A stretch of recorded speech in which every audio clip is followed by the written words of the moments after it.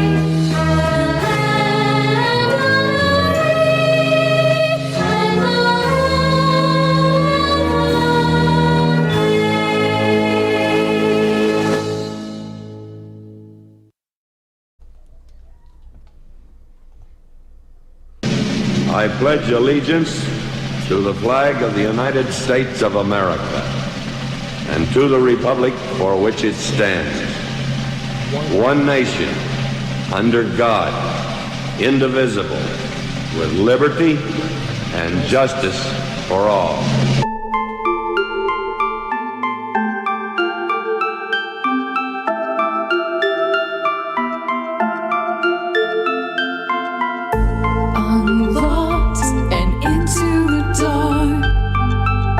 Things are better left unknown, and I'll never find you here, 'cause no one's ever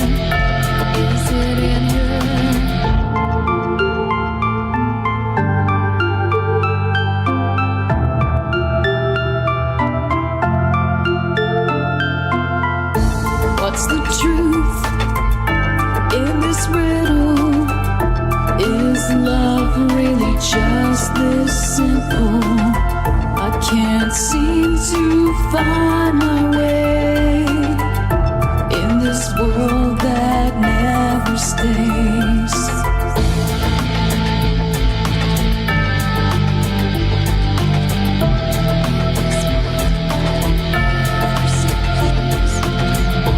What a widow, a peaceful spider.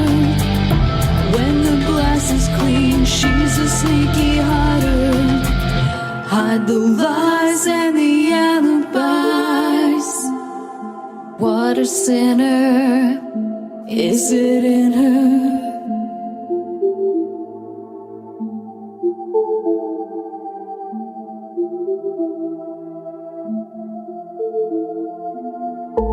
Is this real, just illusion? I'm lost in the wonderland of confusion.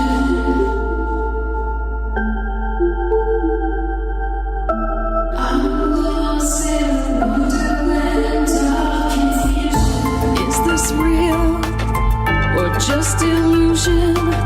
Manifestation or a dark delusion? Is this real or just illusion? I'm lost in a wonderland of confusion.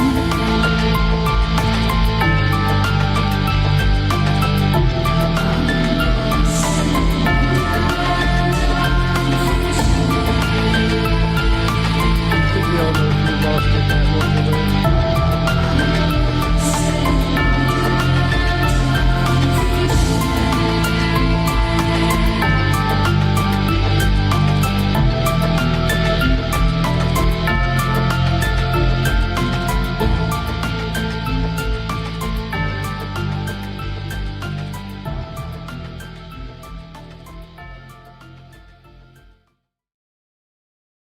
Rippin' Rabbit Hole is a community-driven radio.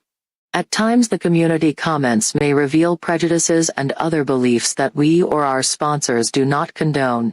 Views or opinions expressed by the community, callers, or guests, are those of the individual speaking and do not represent the views or opinions of this site.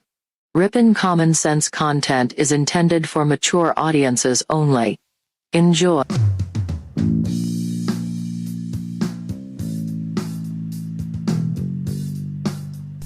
Coming to you from a secret cave, hidden deep within the wilderness. This is the DarkWolf's Den Show. Now, here is your host, Jerry Hicks. That's right, I am Jerry Hicks, also known as the Dark Wolf. And we are broadcasting live from a secret cave hidden deep within the wilderness of Tennessee. That's right. We're ripping through the electromagnetic soup. We're tearing through the atmosphere. And we're tunneling away into your radio like a quantum particle. This is the DarkWolf's Den Radio Show for Thursday, February 10th, 2022. So whether you're on the edge of a reality, the edge of the galaxy, or the edge of your seat, we're glad you chose us to be right there with you.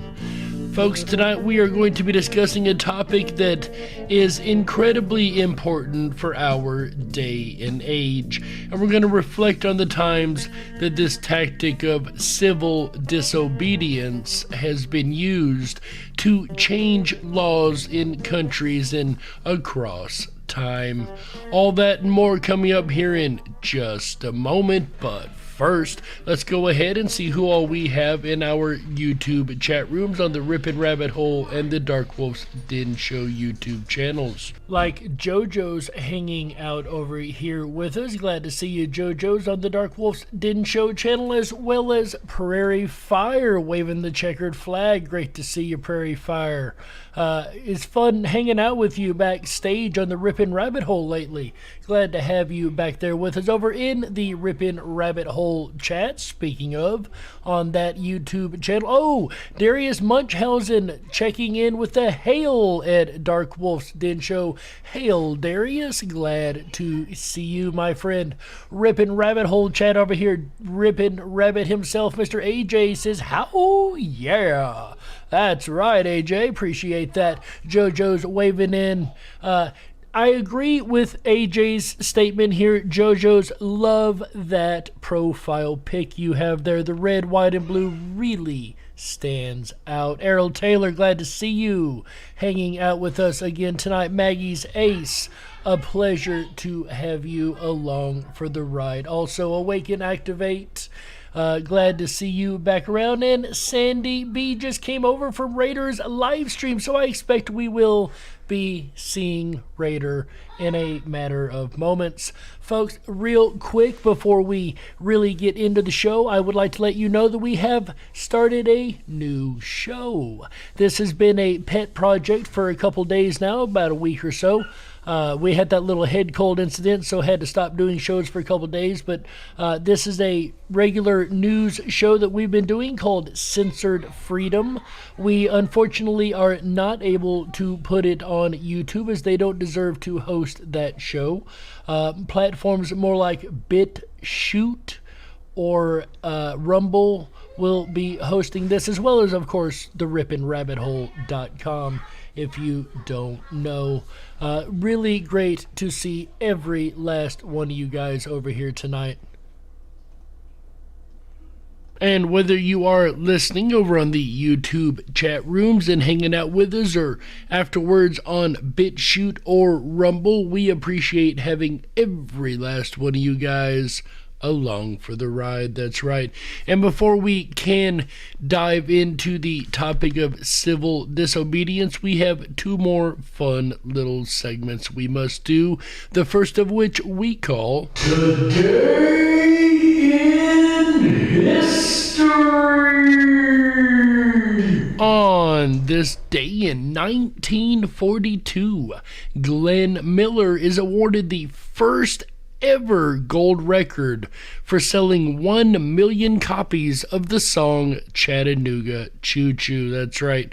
Interesting connections I have to Mr. Glenn. Not only do I live in Tennessee, but the town I used to live in is where he used to be band leader before he mysteriously went missing over the British Isles. So that happened. The first ever gold record for Chattanooga Choo Choo occurred on this day in 1942, and that is today's segment of Today in History. Say what?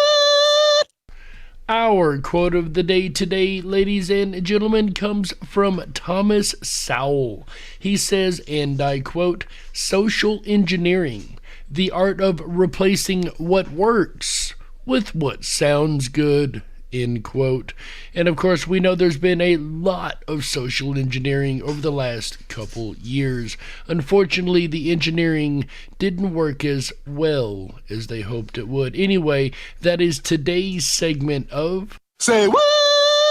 And the social engineering that has been done definitely needs to be met with a bout of civil disobedience. And I've been saying this for quite a while, but what does that even mean, right? We must actually define our terms before we can start using them. So to say we need civil disobedience is one thing, but if people don't understand what that is, then nothing gets done. And that's what we're going to explore tonight on the Freedom Flame series of the Darkwolf's Den Radio Show. That's right. Today I want to talk to you about civil disobedience.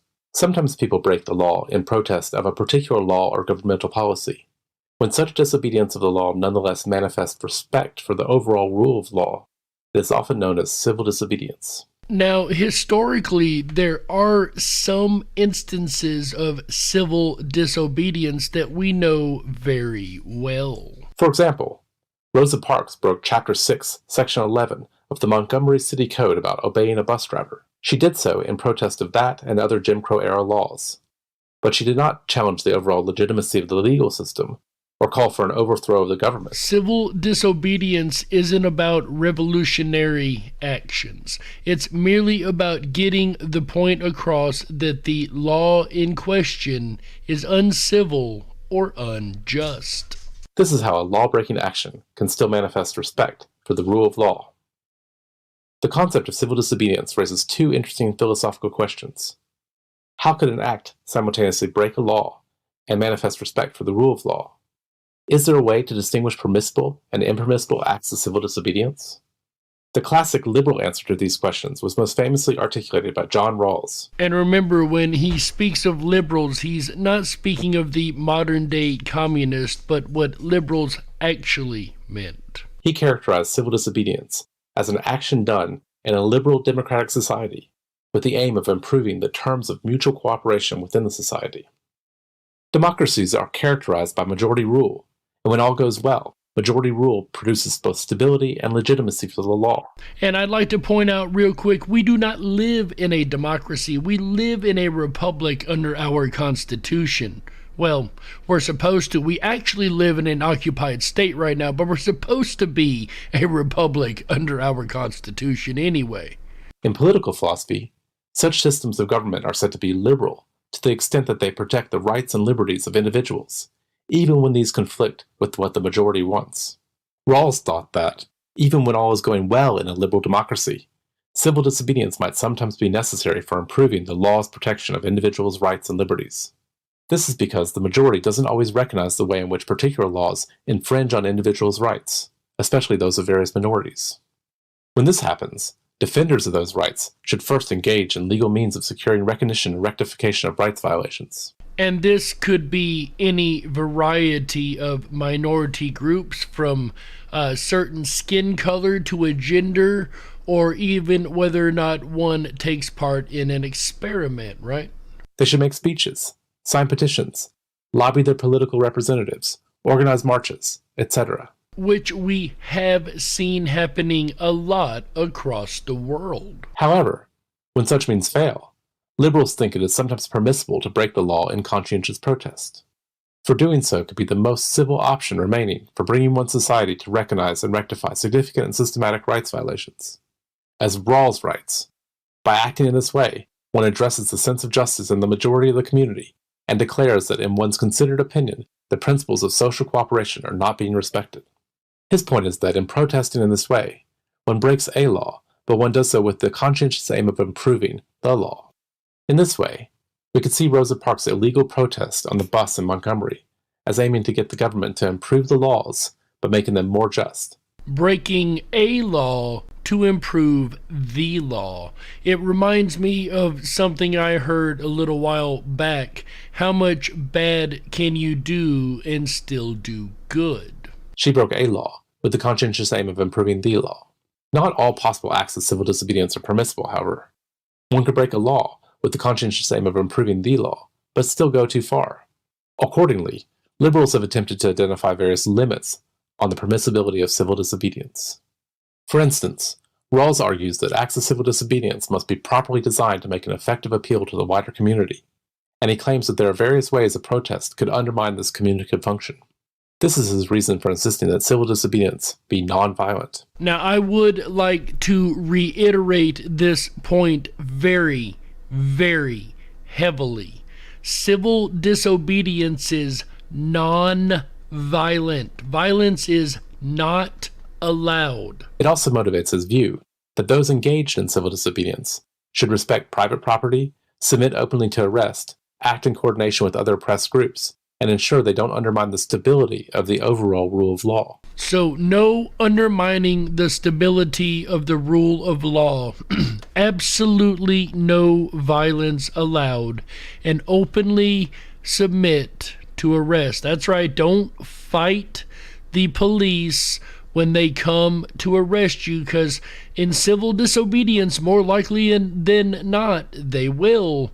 This is actually the way to get your case into the justice system in order for it to be ruled on, preferably in your favor, of course. But this is not a revolution of violence and destruction and anti-police and things that we've seen from BLM and Antifa over the last couple of years. That was not civil disobedience. That was civil destruction. That was terrorist activity is what that was. And that is where that fine line, I guess, gets drawn between civil disobedience and perhaps terrorism. These are the sorts of considerations a liberal would appeal to in distinguishing permissible from impermissible acts of civil disobedience. Though John Rawls' definition of civil disobedience is the accepted definition, it is not the only suggestion on the topic. Two important objections motivate other views about civil disobedience. First, some philosophers argue that the liberal view is too narrow to capture all plausible cases of civil disobedience. I would kind of agree with that, looking at the current societal situation today. Second, other philosophers argue that the liberal view is too idealized to make sense of the role of civil disobedience in many real-world political circumstances. So their argument is it could be used for more than just what it is being defined by. Consider the first objection. Is the liberal view too narrow? By focusing on the question of rights violations, the liberal view ignores other reasons that might motivate and legitimate acts of civil disobedience. For example, lax environmental regulations, or free trade laws. Or social experimentation. These policies are sometimes made for expedient reasons that favor particular interest groups without much reflection on long-range effects on people in other countries, future generations, animals, and the atmosphere. Or the health and safety of your fellow countrymen, right? Nevertheless, it might not be obvious that anyone's rights are violated by specific regulations or laws in these areas. And yet a protester might see an urgent need to draw attention to these issues, where breaking a law in protest is the most civil way to get a majority decision reconsidered quickly and effectively. Consider the second objection. Is the liberal view too idealized? Rawls famously casts civil disobedience as an address to the sense of justice in the majority of the community, and he appeals to this communicative function in identifying limits on the permissibility of various acts of civil disobedience. In many real-world political circumstances, however, the majority of one's community holds views that are racist, sexist, homophobic, xenophobic, etc. And this often means that appeal to the majority's sense of justice simply won't get them to recognize the validity of one's protest. Of course, this is only theory. This is the argument against John Rawls' original dissentation on what civil disobedience is. Wouldn't you agree, My Life DIY and Carol's Cookies? Glad to see you. Moreover, by limiting the means of permissible civil disobedience to ones which will effectively appeal to the wider community, it can seem that liberals such as Rawls put the onus on the oppressed to modulate their ways of communicating, rather than demanding that the majority be better at listening to the concerns of the minority. Which I fully disagree with. I think the majority should be very open to listening to the concerns and issues of what they call the minority. But what happens when the majority becomes the minority, right? As we see in Canada, we've got the majority that are behind the civil disobedience that is occurring there, and the minority, or the government in this case, is not listening to the issues being presented to it by the people. Accordingly, some philosophers have argued that we should revise Rawls's view of the communicative function of civil disobedience to make it more appropriate for real-world circumstances. They think we should allow for principled disobedience, which is civil, but not necessarily an attempt to convince the majority. Others have argued that we should recognize, alongside civil disobedience, a category of permissible uncivil disobedience for the many real-world circumstances where civil disobedience doesn't go far enough. Even though the examples we hear about of civil and uncivil disobedience, which I do not condone uncivil disobedience, however, the examples we have heard are all usually modern day examples. However, this goes back quite a while. As a matter of fact, there is a very famous case of civil disobedience from 1845. In March 1845, the United States acquired a new president, James K. Polk, a forceful, aggressive political outsider, intent on strengthening his country and asserting its preeminence in front of other world powers, especially Mexico and Great Britain. Unlike Brandon, of course, that likes to see how weak he can make us look in front of world powers. Within a year of his inauguration, he had declared full-scale war on Mexico because of squabbles over the Texan border, and was soon rattling his saber at Britain over the ownership of Oregon.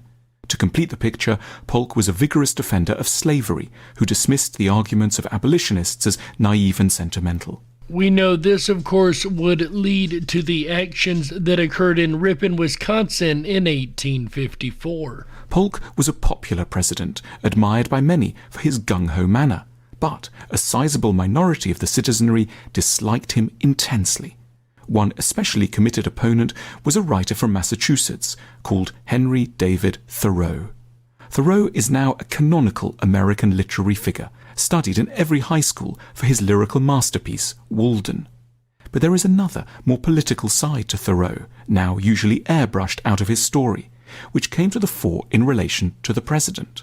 Thoreau quickly realized that he was opposed to everything Polk stood for. He hated what became the Mexican-American War, instinctively siding with the losing Mexican side.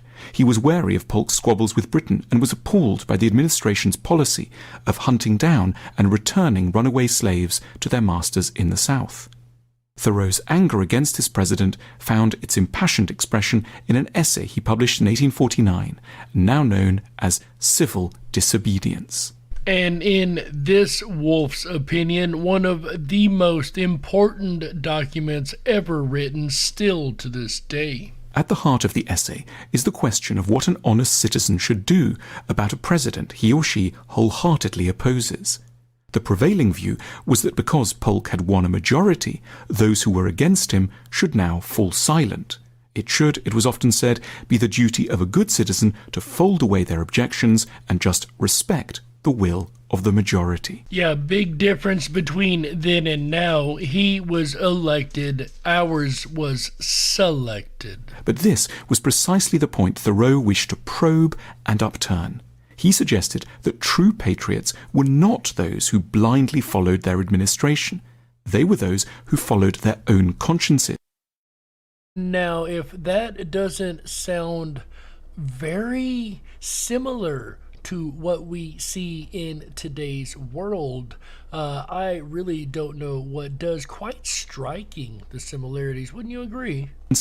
And in particular, the principles of reason. And I stand with Thoreau on this. A true patriot is one that stands with their conscience and reason. Thoreau wished to redistribute prestige away from blinkered obedience towards independent thought. What marked out a noble citizen of the Republic, a real American, was not, in Thoreau's view, that they respectfully shut up, but that they thought for themselves every day of an administration's life. And of course, currently, the administration in power wants anybody that doesn't agree with their narrative to sit down and shut up, which is the wrong thing to say to a bunch of animals like us here on Rippin' Common Sense Radio. On the basis of just this kind of independent thinking, Thoreau signaled a radical opposition to Polk's term. He denounced the Mexican-American War, the repatriation of slaves, and the outlook of the government more generally. And so as to underline his opposition, Thoreau held back payment of his taxes. In July 1846, he walked into Concord, Massachusetts to get his shoes repaired and was promptly arrested and thrown into the town's jail. Over time, the withholding of taxes has been a tactic that has been used more than once. Thoreau saw nothing undignified about spending some time behind bars.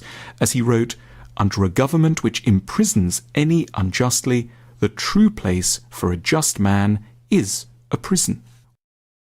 And as we said a moment ago, it's not about not being arrested or not going to jail. Yes, there is some sacrifice that has to be expected in something like a disobedience action, civil or otherwise, of course, but even in civil disobedience, as we'll see later on in the show, as we'll go over some stories in the second half that are really interesting, we will find that going to jail may actually be one of the smartest moves one can make, as it helps to garner and rally the support of the people, having known what has happened in your situation at the time.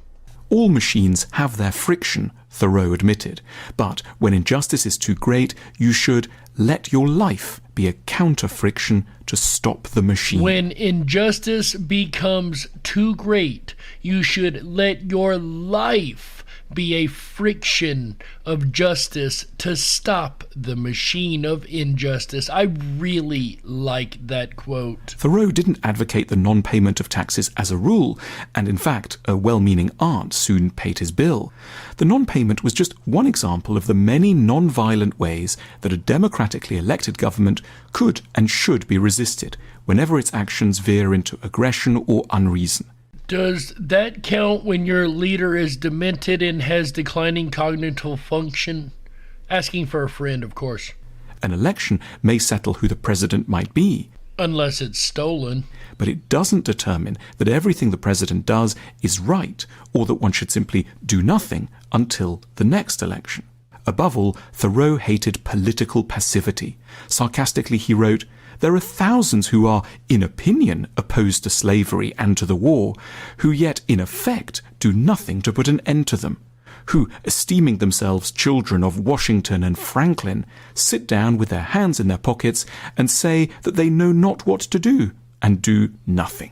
An issue that we were finding a whole lot across societies of the world, and it seems in the recent 6 months or so that has began to take a sideways shift, if you will, but this is something that still we tend to see every now and again, people that vocally agree with us but won't do anything.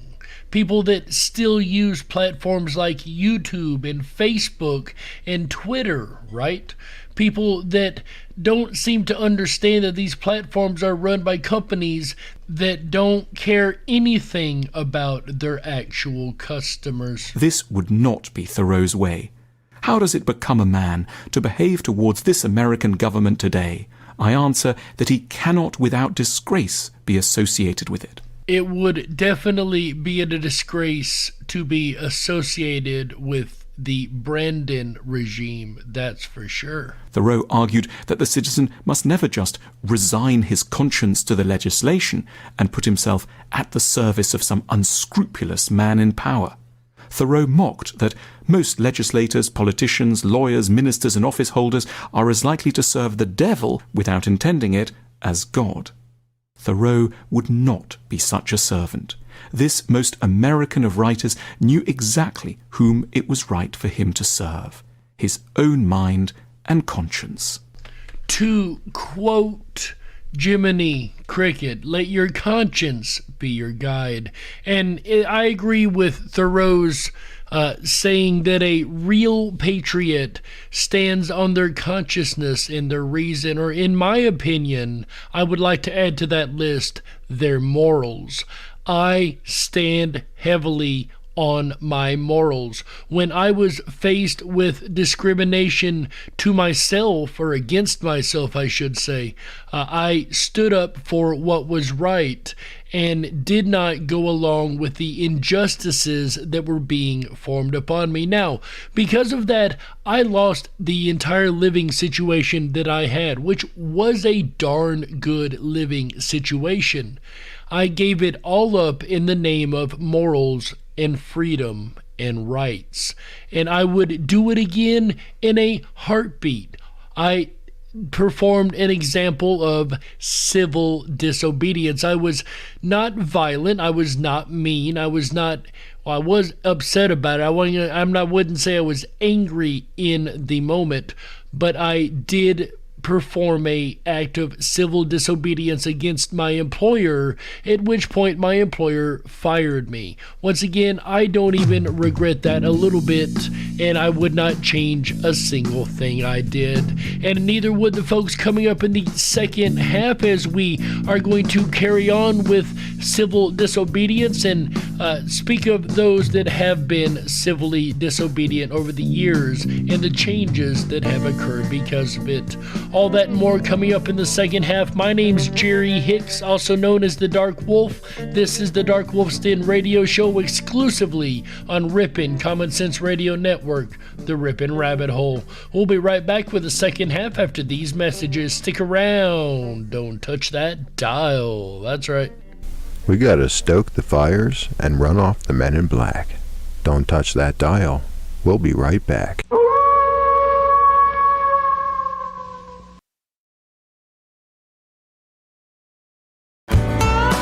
Oh yeah, Jerry Hicks on a Thursday night. Hi everyone, it's AJ the Rippin' Rabbit.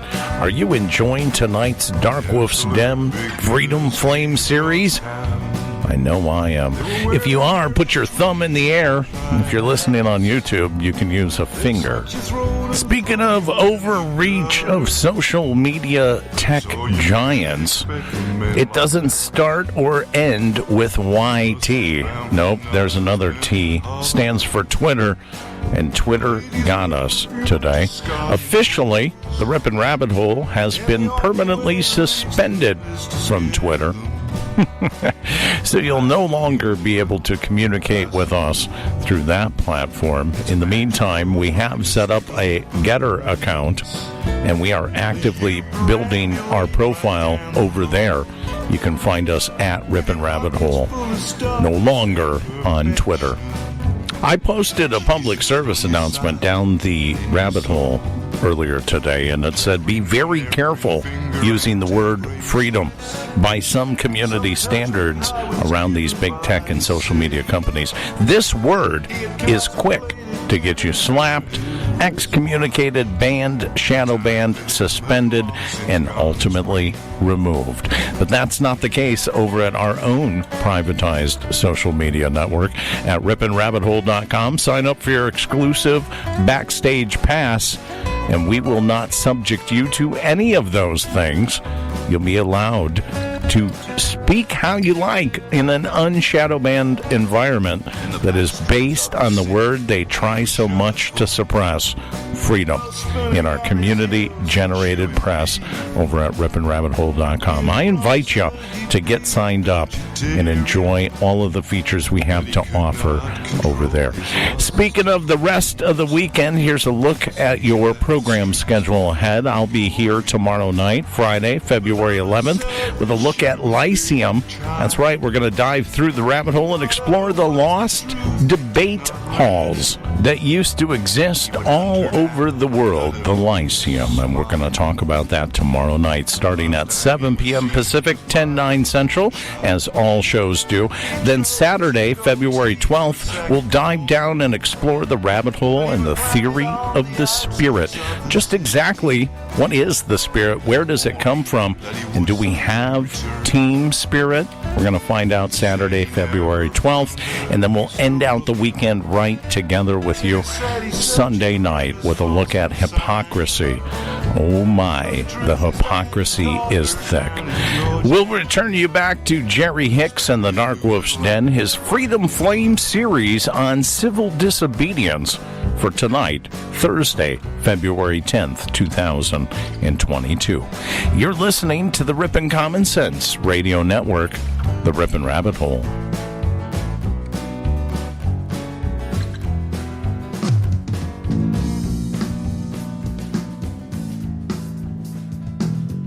But you didn't. And that's why you listen to the Darkwolf's Den Show. Now, here is your host, Jerry Hicks. That's right, I am Jerry Hicks, also known as the Dark Wolf. And welcome back to the second half of the Darkwolf's Den Radio Show for Thursday, February the 10th, 2022. So whether you're on the edge of a reality, the edge of the galaxy, or the edge of your seat, we're glad you chose us to be right there with you.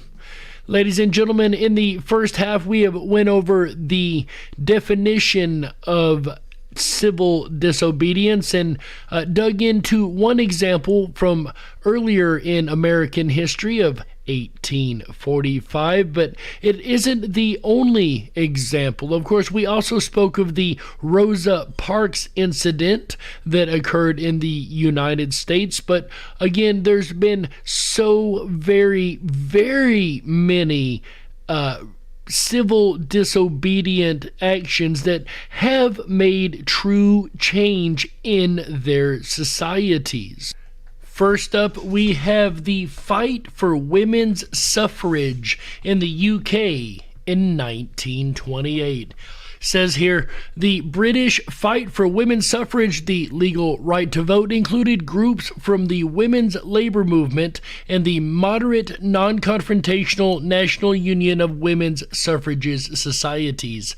Believing in civil disobedience, they disrupted Parliament, chained themselves to railings, distributed pamphlets, and organized demonstrations and lectures. The more militant Women's Social and Political Union were prepared to use any tactic necessary. This included often violent and direct actions, which, as we know, under civil disobedience is absolutely not allowed.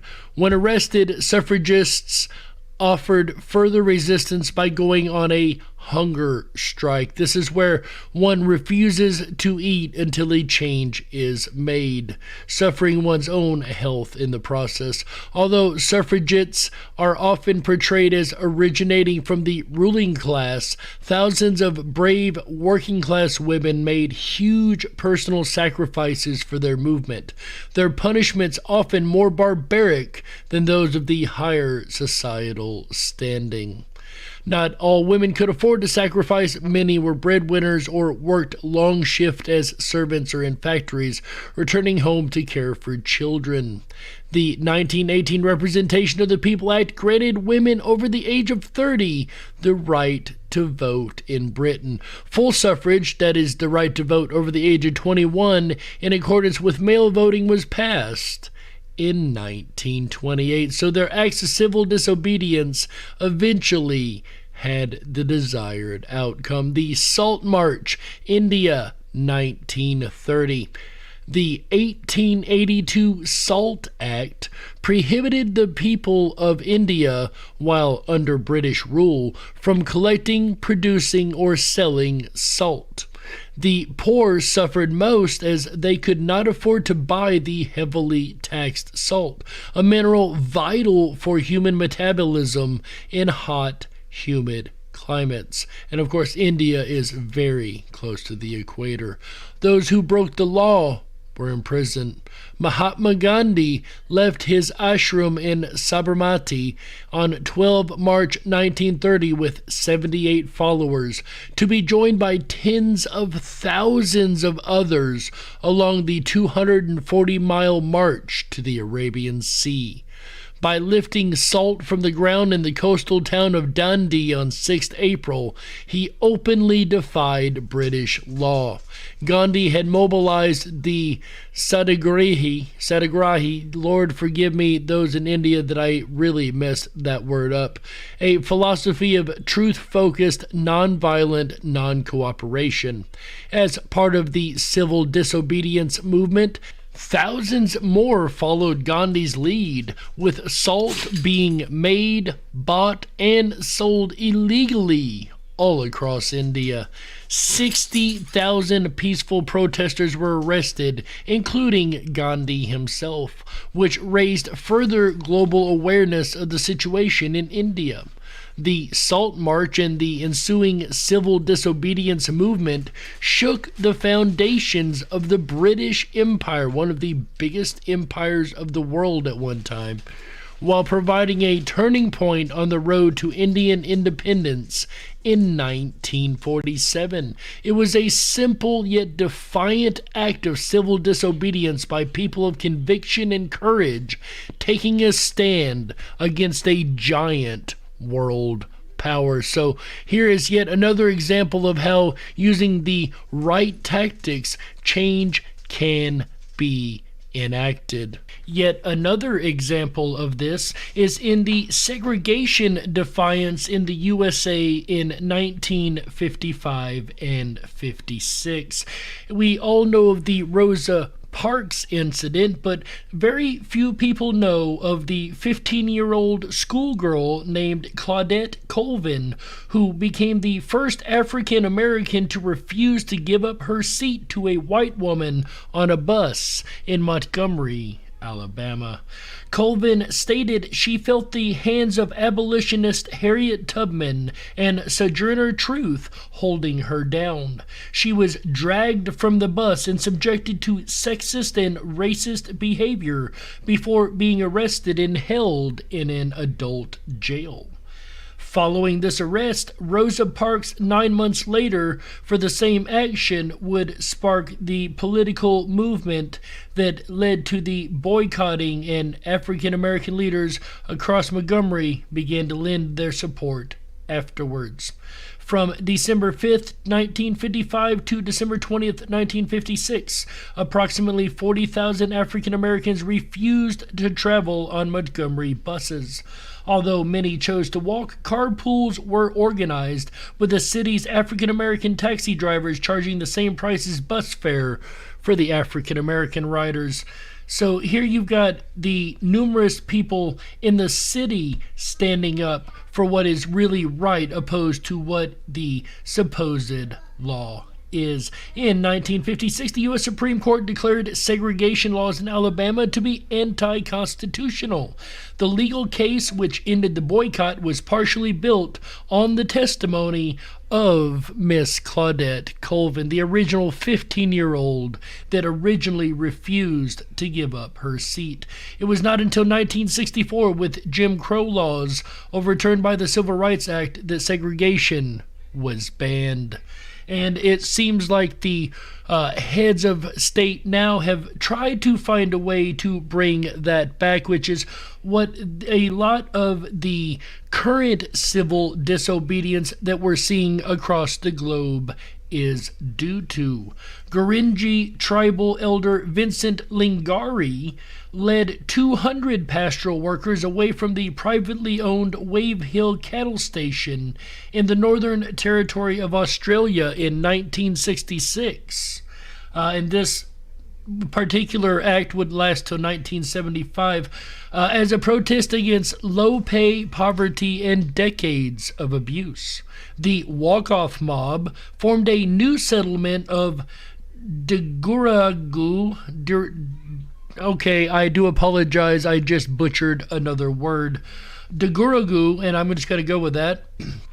Dugaragu, refusing an order to vacate. The strike lasted 7 years.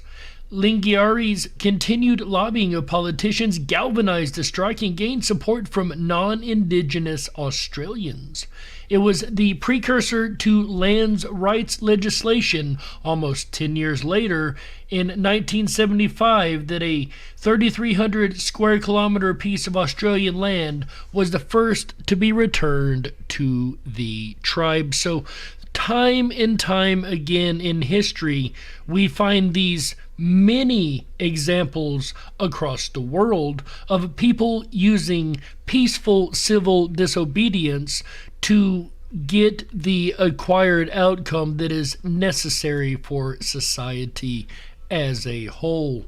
Like in New York City in 1966, serving alcohol to homosexuals was illegal. Under a disorderly conduct statute, city cleanups encouraged the closure of bars frequented by people of the gay persuasion or the homosexual persuasion, and arrest of homosexual customers by way of police entrapment. Many lives were destroyed as a result.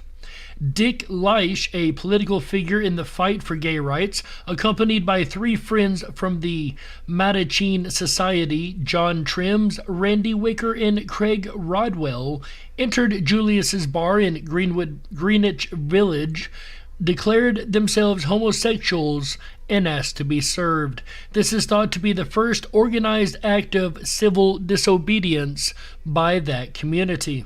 Service was denied, and the incident was widely reported in the press. You know, back when we had some of a real free press, something else we lack nowadays, which is why the people have had to take over in an act of civil disobedience against the normal press. Within a year, New York state courts ended the practice of using gay patronage as an excuse for revoking liquor licenses, thus opening the way for licensed gay bars. Leish's further actions were instrumental in putting an end to entrapment while encouraging legal challenge to charges based solely on police testimony, which, as we all know, is normally corrupted. Influenced by the sit-ins at segregated lunch counters by black civil rights protesters, this was a brilliant example of how the non-violent, courteous action of 4 brave individuals led to societal change and the reframing of public understanding. And just like the many, many brave individuals right now that are in Ottawa that are peacefully protesting and applying civil disobedience against their government, which in my opinion is more than overdue. They're lucky they have been this patient, in my opinion. Next one on our list, Navy Culebra protest, Puerto Rico, 1970. In 1970, Culebra Islands undertook a series of protests against the United States Navy for its use of the island for military training exercises. The Navy expropriated 2,000 of the island's 7,000 acres for bombing practice. Now, this island isn't that big to begin with, folks. I know people from Puerto Rico, and there's not a whole lot of land there to have at all. A 3-mile exclusion zone was set around the island, making prisoners of the island 700 inhabitants. Little fishing remained, and any cattle were grazed on Navy-owned lands. Life magazine reported the crunch of 500-pound bombs, the whine of jets, echoing machine gun fire, screaming rockets, and the triple-throated boom of naval shells, which pretty much sounds like a war zone in my opinion. Protesters stated that the bombing missions, which often occurred 7 days a week, placed Culebra in a deplorable situation. Unwilling to withdraw claims to the whole island, protesters built a chapel in just 3 days on Flamingo Beach, a restricted major target area, using only crude tools. U.S. Marshals ordered them to leave, but they refused, and 6 people were arrested. 6 days later, the Navy demolished the chapel. Protesters illegally occupied restricted areas, including Flamingo Beach, remaining there for several weeks. Those who needed new homes squatted on Navy land, which was also used in the creation of sports areas and graveyards. President of the Puerto Rican Independence Party and protest leader Ruben Berrios, along with 13 others, was sentenced to 3 months in a Puerto Rican prison for civil disobedience and trespassing. In 1974, all political parties in Puerto Rico called for the U.S. Navy to cease operations and leave the island. Finally, in 1974, President Nixon ordered the Navy to leave the island, which they did in December 1975. Another example of a few hundred brave people standing firm in the shadow of a world superpower. And ladies and gentlemen, not only standing firm, but also winning. And that's what seems to happen every time the art of civil disobedience is applied properly. And we have time for just one more quick story before we close it out. In France, 1999, José Bové, along with 300 collaborators, dismantled a half-built McDonald's in Mailou. This was a symbolic action to protest against globalization, the loss of food sovereignty to multinationals. This is the right to healthy, diverse, and culturally appropriate food produced through sustainable methods. It was an action taken not only on behalf of the traditional French producers, but for those all across the world. Beauvais, on the day of his trial, arrived in an ox cart, large wheel of Roquefort cheese held aloft. Later, dressed as a criminal to start his 3-month sentence, Beauvais was applauded by hundreds of supporters as he made the 6-hour journey to prison at the head of the convoy of tractors. Beauvais used nonviolent civil disobedience to call attention to injustices, and by spending time in jail, won the support of thousands. He tapped into deep fears about safety of food supply in France, identifying and challenging what many considered a threat to French cultural nationality and identity. And it is very much a threat, and it is something that I think, in my opinion, needs to happen more often in the world, is to have just a little bit of civil disobedience. But in the end, folks, what do you think? Do you think that we need a little more civil disobedience in this world?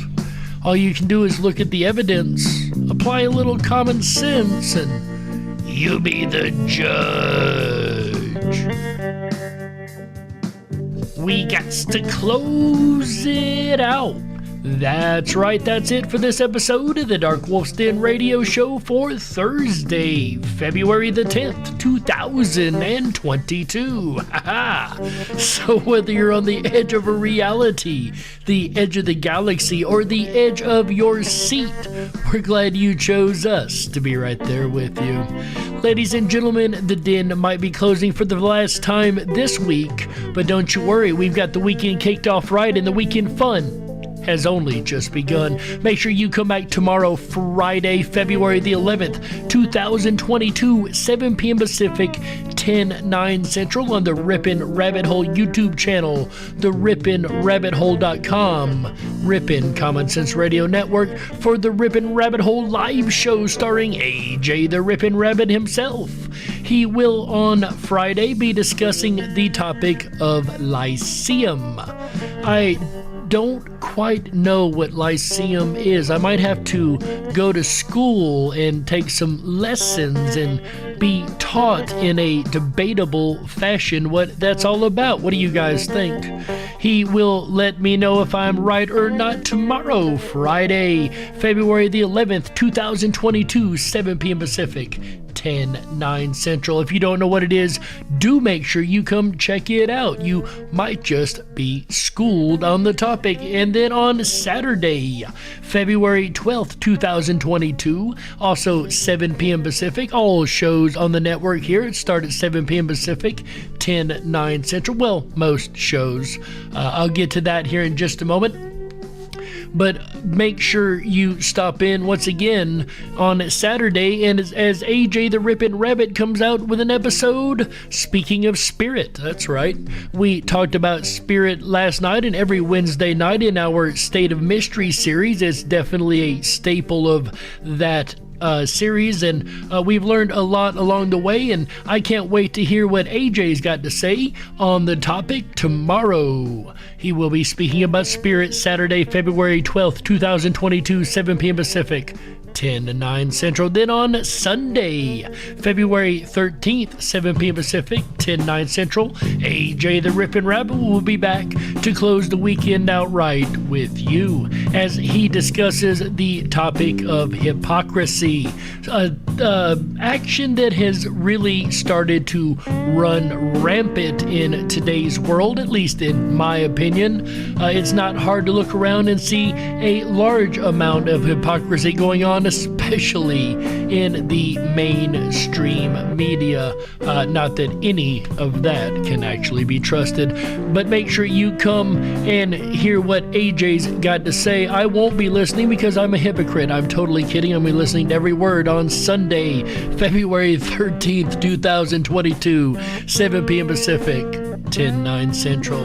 And that's going to close the weekend out right here on Rippin' Common Sense Radio Network, the rippinrabbithole.com. Make sure you do hop on over to the rippinrabbithole.com. That is RIPONRABBITHOLE.com. Over there you're going to find a plethora of fun. Do make sure that you sign up for your backstage pass. That's going to get you access to all of the rest of the goodies of the site. It is free, always will be, and always has been. It's going to open up access to things like our groups section with a variety of topics, including the Darkwolf's Den Radio Show and the Rippin' Rabbit Hole Show, just to name a few. We have things like Mandela Effect, Lucid Dreaming. There may be a recipe group over there. If not, you should actually go ahead and start one. You can start your own groups too if there's not what you're looking for. That is definitely one plus about the site. Another plus is that you can drop down the rabbit hole. What is that? That is our social media alternative, right? That is where you're going to find the rabbits dropping information without being banned or shadow banned or attributed our own opinion to, right? Like, you know, those fake sites like Facebook and others of that nature. The fake social media sites, we're better than that. We're the real social media site. We are the rippinrabbithole.com. And last but not least, if you'd like to hang out with me right after the show here in just a couple minutes, you will find me in the 24/7 Backstage Lounge, where the rabbits hang out and the conversation carries on for the rest of the evening. Come on back and hang out with us. We'd love to see you there. And unfortunately, that means it is the end of our show, folks. So on behalf of AJ the Rippin' Rabbit, Chick Mandela Effect, Michael Musco, Walt House, everyone involved in Rippin' Common Sense Radio Network, my name is Jerry Hicks, and this is the Darkwolf's Den Radio Show Freedom Flame Series. We appreciate you being here. Also, make sure you check us out early in the mornings. We've been doing a radio broadcast when the radio player comes back up called Censored Freedom. That is 4 a.m. Central Time, 2 a.m. Pacific. I really have to learn those numbers, right? Do make sure you check that out. We also put that up on BitChute and Rumble after the show. It is a freedom news program. Check that out, folks. We hope to see you there.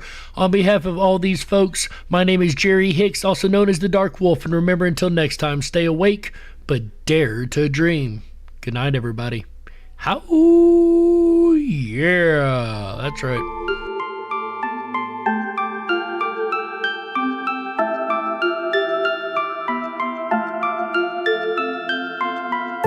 Unlocked and into the dark. Some things are better left unknown. And I'll never find you here, 'cause no one's ever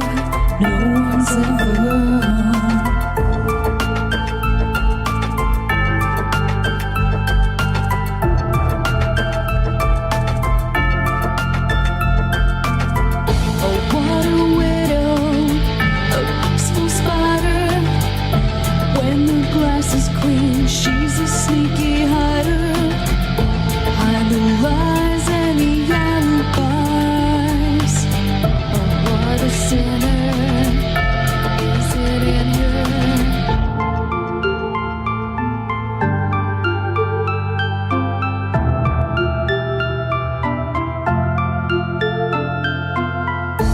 What's the truth in this riddle? Is love really just this simple?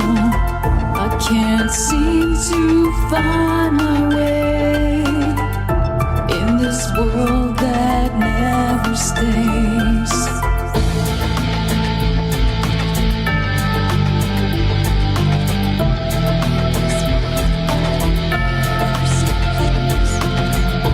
What a widow, a peaceful spider. When the glass is clean, she's a sneaky hider. Hide the lies and the alibis. What a sinner, is it in her?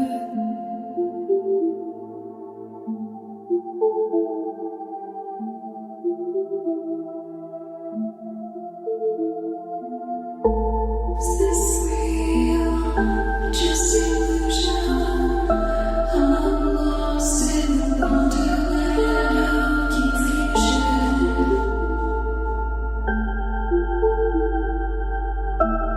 We all know who lives in a wonderland of delusion. Is this real or just illusion? Manifestation or a dark delusion? Is this real or just illusion? I'm lost in a wonderland of confusion. And he stays there most of the time.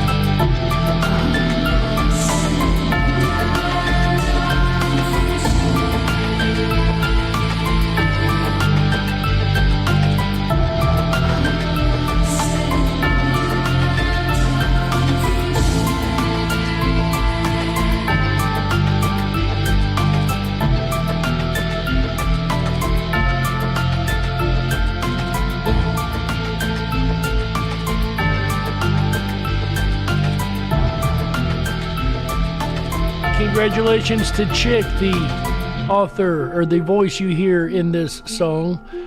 She has actually got engaged and she announced it just the other day to the world. Congratulations, Chick. We are very happy for you.